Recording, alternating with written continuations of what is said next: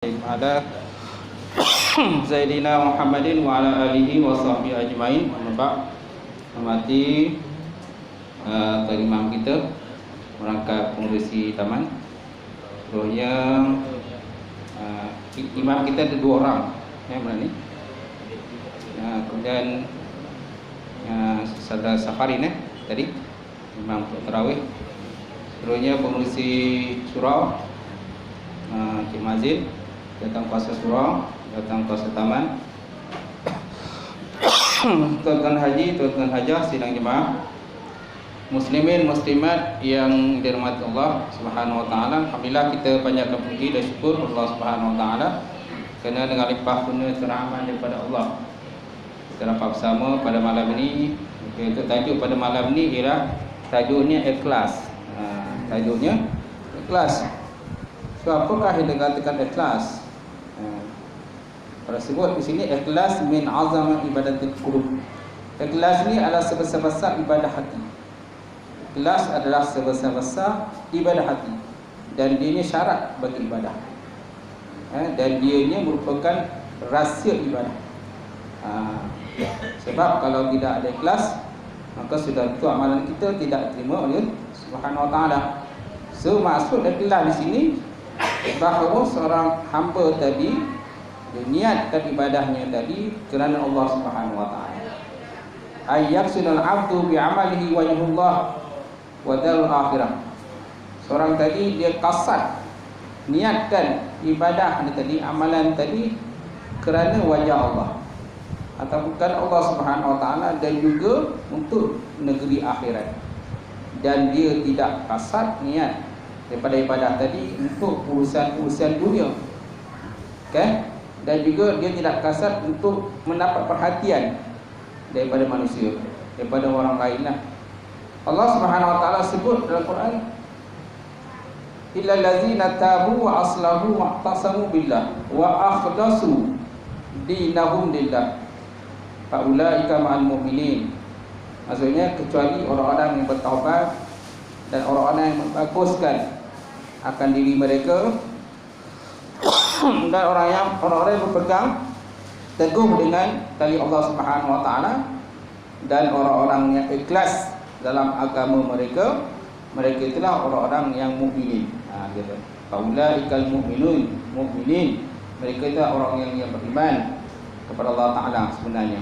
Fasawfa yu'tillahi mu'minina ajran azima, maka mudah-mudahan Allah taala akan memberikan kepada orang beriman itu pahala yang besar di akhirat besoklah.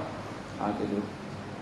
Dan juga Allah Subhanahu wa taala sebut, qul inni umirtu an na'budallaha mukhlishan lahuddin wa umirtu an akuna awwalal muslimin. Surah Az-Zumar.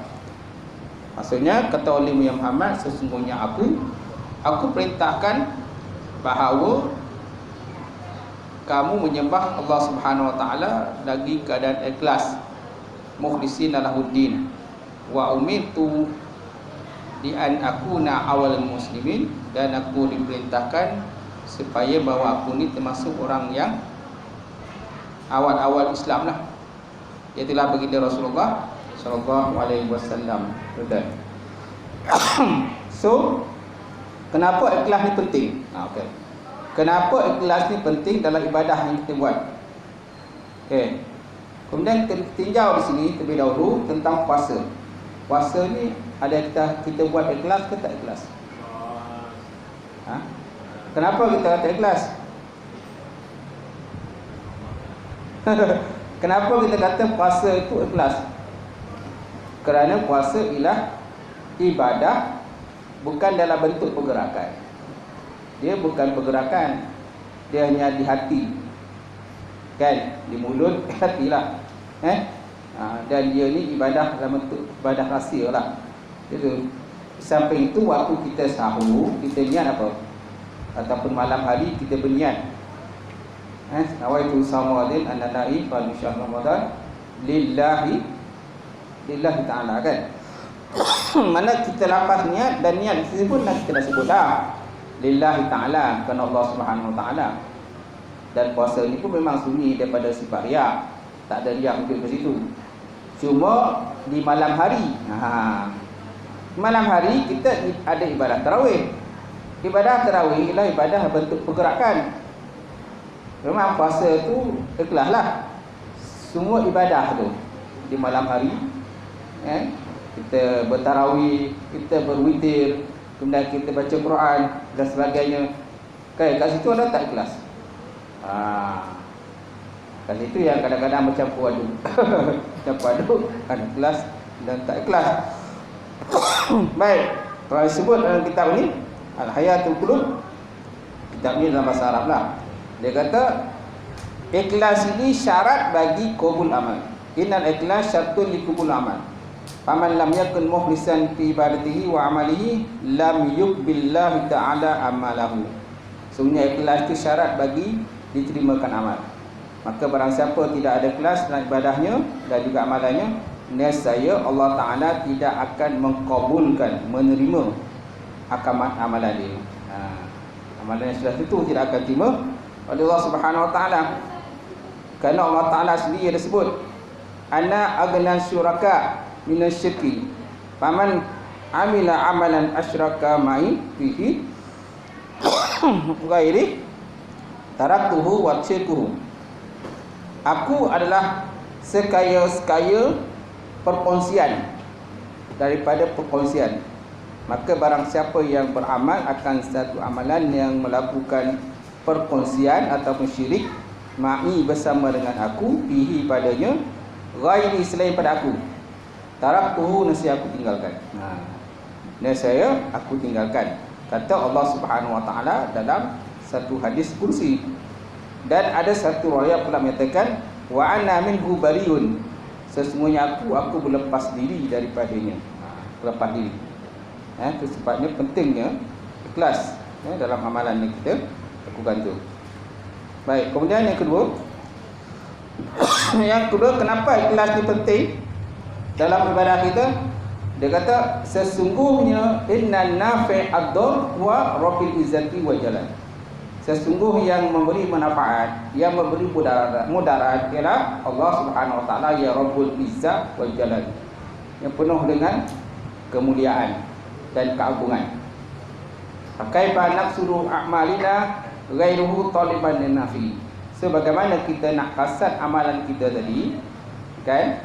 Kita nak kasat niatkan amalan kita akan selainnya untuk menuntut bagi manfaat. Okay?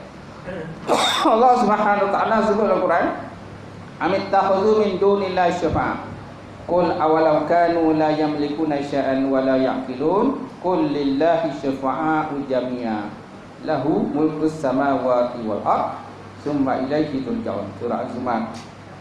Maksudnya, adakah kamu mengambil selain daripada Allah Ta'ala itu sebagai pembantu? Kenapa ada dalam Mesir mengambil selain daripada Allah Ta'ala pembantu? Contohnya mengambil bantuan daripada bahala ataupun syaitan. Kata olehmu awalau kanu la yamlikuna syai'an wa la yaqilun. Maka adakah jikalau adalah mereka itu tidak memiliki sesuatu ataupun tidak berakal? Kata olehmu sesungguhnya syafaat itu semuanya daripada Allah Ta'ala. Dialah yang memiliki langit dan bumi, dan kamulah, pada inilah kamu akan dikembalikan semuanya. So maksudnya yang memberi manfaat yang sebenarnya itulah Allah Subhanahu Wa Ta'ala. Yang memberi mudarat sebenarnya ialah Allah Ta'ala. So ibadah kita kena ikhlaslah kepada Allah Subhanahu Wa Ta'ala, supaya jangan kita ada syirik sesuatu dalam ibadah kita. Yang ketiga disebut kenapa ibadah ini perlu ikhlas kerana Allah Ta'ala? Kerana sesungguhnya pahala dan juga keadaan yang kita dapat itu di atas kadar niat dan keikhlasan kita. Innal ajra was sawab ala miqdari niat wal ikhlas. Sesungguhnya ganjaran dan pahala itu di atas kadar niat dan ikhlas yang kita lakukan. Sebagaimana sabda Rasulullah SAW, innamal a'malu binniyat. Sesungguhnya amalan itu berdasarkan pada niat. Amalan kita berdasarkan niat. Dan di atas seorang itu, di atas apa yang diniat. Kalau diniat kerana orang lain, kerana manusia, maka besok akhirat esok dia tuntut lah. Tuntutlah pada orang yang ditunjukkan amalan itu. Akhirat esok kalau orang tu dibagi, sudah itu orang yang kita tunjukkan amalan itu sudah tentu tak akan dapat memberikan apa-apa pada kita. Jadi maknanya pahala dan juga ganjaran itu di atas kadar niat dan keikhlasan kita lah. Kalau sebut dalam satu kitab, dalam kitab Tuhfatul Murid, syarah kepada Jawharatul Tauhid, di situ dinyatakan bahawa ikhlas ni dia ada 3 darjat. Ikhlas ada 3 darjat. Yang pertama, darjat yang paling tinggi, iaitulah dia melakukan sesuatu amalan tadi hanya kalau dia melakukan sesuatu amalan itu bukan kerana nak syurga, bukan kerana nak neraka, bukan takut neraka. Dia lakukan amalan itu bukan kerana nak syurga, bukan takut neraka. Itu darjat yang paling tinggi lah. Yang kedua, darjat yang dia buat amalan tadi kerana nak syurga, nak syurga dan kerana takut neraka. Itu darjat yang pertengahan. Darjat yang ketiga, dia buat amalan tadi kerana supaya dengan amalan tadi terhindar dia daripada bala bencana dan juga musibah. Bala bencana dan musibah. Jadi itu tingkatan ikhlas yang ketiga. Selain daripada itu, dia kata bukan dia nama ikhlas. Selain daripada itu bukan nama ikhlas. So ada 3 darjat orang yang ikhlas yang disebut dalam kitab Tuhfatul Murid yang dikarang oleh Syekh Muhammad Al-Tajuri. Kemudian ikhlas tadi penting juga pada kita. Kenapa? Kerana sebut sini, inna man ittamasa ridha Allah Ta'ala wa radha anhun nas. Man ittamasa ridha unnas bi sakhatillah sakhatallahu ta'ala alaihi wa hasrallahu alaihi nas wa sakhatallahu alaihi nas. Maksudnya sesungguhnya barang siapa yang mencari redha Allah Subhanahu wa taala dan redha manusia. Barang siapa yang mencari redha Allah Subhanahu wa taala, maka diredha akan dia oleh manusia. Siapa mencari redha Allah Taala, sebenarnya saya manusia akan redha pada dia. Dan barang siapa mencari redha manusia dengan kemarahan Allah, nescaya Allah Taala akan murka pada dia. Dan manusia pun murka pada dia. Barang siapa mencari redha manusia dengan kemarahan Allah Ta'ala, nescaya Allah Ta'ala murka pada dia. Itu maknanya dalam ibadah kita ni, hendaklah kita mencari keredaan Allah Subhanahu Wa Ta'ala. Kemudian yang kelima, innal ikhlas yamsahu waswasil syait, waswasil qulub. Sesungguhnya ikhlas itu dia menyapu akan was-was hati. Menyapu, yamsahu ni menyapu lah.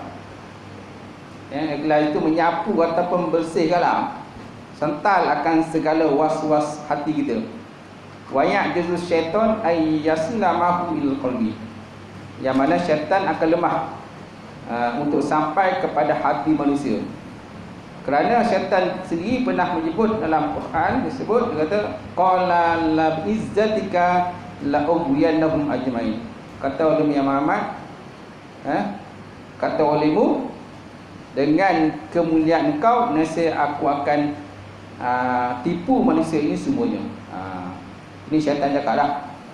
Syaitan kata la biizzatika la ughwiyannahum ajmain. Dan dengan kemuliaan engkau ya Allah Subhanahu wa taala, nescaya aku akan cuba menipu manusia semuanya. Kajak dia masuk dalam neraka. Kecuali illa ibadaka minhumul mukhlisin, kecuali hamba-hamba engkau yang mana mereka itu ikhlas dalam melakukan ibadah kepada Allah Subhanahu wa taala. Kemudian yang keenam, ainal mukhlisin ya'baduhumullahu 'alal ma'asi wa ya'samukum minaz dzunub. Sesungguhnya orang yang mukhlisin, orang yang ikhlas tadi, Allah Subhanahu wa taala menjauhkan dia daripada sifat-sifat maksiat. Perbuatan-perbuatan maksiat. Wa ya'simukum, dan Allah Ta'ala pelihara mereka itu daripada segala dosa. Dipelihara daripada dosa. Maksudnya dijauhkanlah daripada dosa. Sebagaimana yang berlaku dalam kisah Nabi Yusuf, di mana Allah Ta'ala sebut dalam Quran, dalam surah Yusuf, kadzalika linasrifa anhu su' wal fahsya wa innahu min ibadinal mukhlisin. Demikianlah sesungguhnya kami telah palingkan daripadanya akan segala perbuatan jahat dan perbuatan keji. Jadi Allah Ta'ala memalingkan Nabi Yusuf itu daripada melakukan perbuatan buruk dan juga keji. Innahu min ibadina, sesungguhnya Yusuf itu setengah daripada hamba kami yang mukhlisin, yang ikhlas kepada Allah Subhanahu Wa Ta'ala. Kemudian yang ketujuh, innal ikhlas sababun lima firazunub. Ikhlas tadi sebab bagi diampunkan segala dosa. Diampunkan segala dosa. Yang ketujuh, kerana apa? Kerana satu hadis Rasulullah SAW disebut, ya Ibn Adam, lau lakitani bimal'il ardi khataya la tusyriku bihi syai'a lakituka bilmil'il ardi maghfirah. Wahai anak Adam, jikalau kamu bertemu dengan aku dengan sepenuh bumi daripada kesalahan, kau banyak buat dosa sampai sepenuh bumi kau punya dosa tu, tetapi la tusyriku bihi, tapi kau tak laku syirik padaku. Walaupun dosa kau banyak tapi kau tak pernah syirik kepada aku. La tusyriku bi syai'an lakituka bil mil'il ardi maghfirah. Nescaya aku bertemu dengan engkau dengan sepenuh bumi maghfirah, keampunan. Nescaya aku bertemu dengan engkau dengan sepenuh bumi akan keampunan. Itu kata-kata Allah Ta'ala lah yang disebut dalam satu hadis kursi tuan-tuan. Jadi maknanya di sini ada berapa kan? Ada 7 perkara yang ada kait mengait dengan ikhlas, supaya dalam amalan yang kita buat tadi pun ikhlas kepada Allah Subhanahu Wa Ta'ala. Kerana dengan amalan kita ada riya, ada menunjuk dan sebagainya, sudah tentu amalan kita besok, akhirat besok akan dibaling ke muka kita baliklah. Dibaling semua ke muka kita. Kita harap benda itu tak berlaku lah pada kita, insyaAllah. Sekian saja perbincangan kita, penambahan ilmu. Saya rasa ni yang dah ke-8 kot, malam ke-8 tazkirah yang sebahagian. Mudah-mudahan dengan perkongsian dapat manfaat kita bersama, insyaAllah. Sekian, Assalamualaikum warahmatullahi wabarakatuh.